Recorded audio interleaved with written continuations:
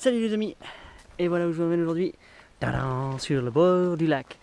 Bref, aujourd'hui je vais vous montrer un truc qu'on fait souvent.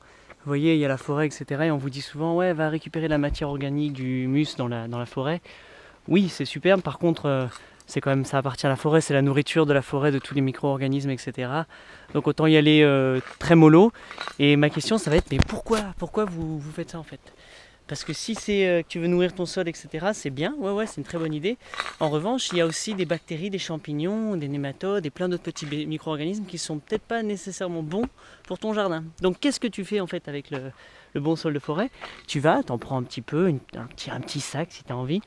Et c'est pour inoculer, pour ensemencer ton compost. Et donc de là, justement, tu vas emmener beaucoup de vie, ça va le réactiver, ça va l'activer, et puis lui va pouvoir s'enrichir, etc.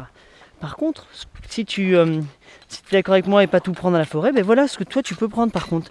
Tu vois, sur un chemin normal, là ça c'est sur le béton, ça se fait naturellement. Bon, les fossés sont géniaux, hein. Nous on les prend pas, c'est pareil, c'est la vie, enfin c'est pour eux. Et nous on prend ce qui est sur le béton.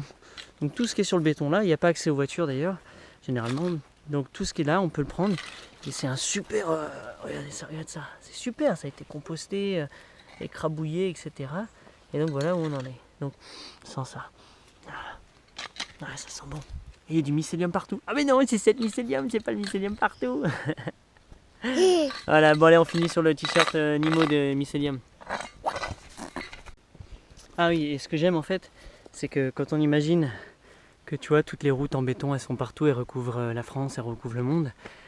Si un jour on ne les pratique plus, si on ne les utilise plus, ben voilà ce qui se passe. Il y a très vite une couche d'humus qui va se former et très vite il va y avoir une couche végétale qui va réussir à venir et puis les plantes vont reprendre avec la séquence naturelle des plantes dans la chronologie, vont reprendre par des mauvaises herbes, des herbes plus hautes, etc., des petits buissons, des arbres et puis la forêt reviendra. Donc toutes nos routes, au final, ça peut redevenir des petits sentiers. Ouais, sauf quand tu as besoin de prendre la voiture. Mais sinon, c'est bien. Donc, si on laisse tout tranquille, bah voilà, la nature reprend. Enfin, les arbres, pas la nature, c'est nous la nature. On fait partie de la nature. Reprend tout doucement son droit. Son droit de passage. Voilà. Allez, sur ce, tête dans le compost.